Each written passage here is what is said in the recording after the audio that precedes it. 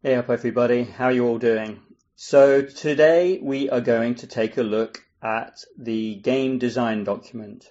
Now, as I promised in my last video, I'm going to get you to this stage where you have a game design document that you can hand off to a developer or an AI, and the AI can start creating your game. So I have a working title for my game: Arcane Antics. This game design document has quite a lot of detail. So we have an executive summary, just outlining the core concept. Then we have a full explanation of the core gameplay loop with the turn order, the win condition, etc. Then we have a lot about the physics, because this is a very physics-based game that I'm trying to create here. Then I've got some information about the wizard differentiation. I'm using these hats to differentiate the wizards, and so on and so forth. I won't go through the whole thing, but as you can see, it's quite a detailed game design document. So how did I get here? Well, I just carried on riffing with the AI, just like I left you in the last video. And then at some point, I basically said, could you create a complete GDD, game design document, that could be handed off to a developer or an AI agent? And it created a first draft of this game design document, but it didn't really have enough detail. So I took this document,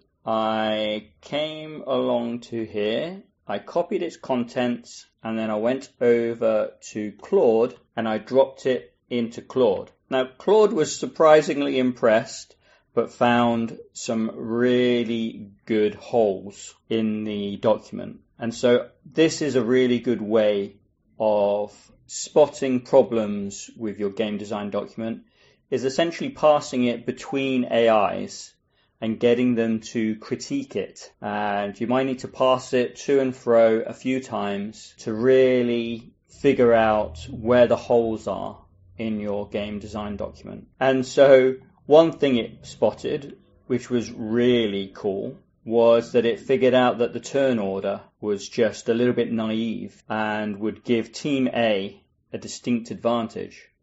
So absolutely fantastic catch there. The initial document didn't have any wizard differentiation, didn't have the hats in or anything, and complained about that, which was cool. And so it was quite a good critique by Claude.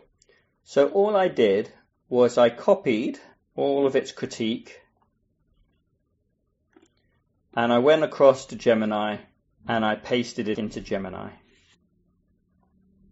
And so you can see this is where I pasted this back into Gemini. The turn order worries me.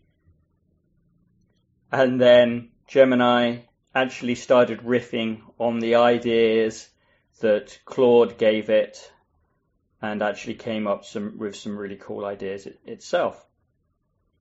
And so as you can see here, it actually updated the game design document with all of its thoughts from the critique from Claude.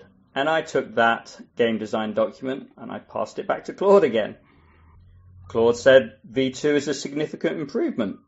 And then it came back and complained about the spell list. So then I came back over to Gemini, basically said, we need at least 20 spells, help me out with some ideas. It came up with more spells, updated the game design document. And anyway, you get the idea. So a few iterations, a few toing and froing between the two AIs, and I eventually get a game design document that I'm pretty happy with. And so in my next video, I will show you how to take that game design document and start building your game.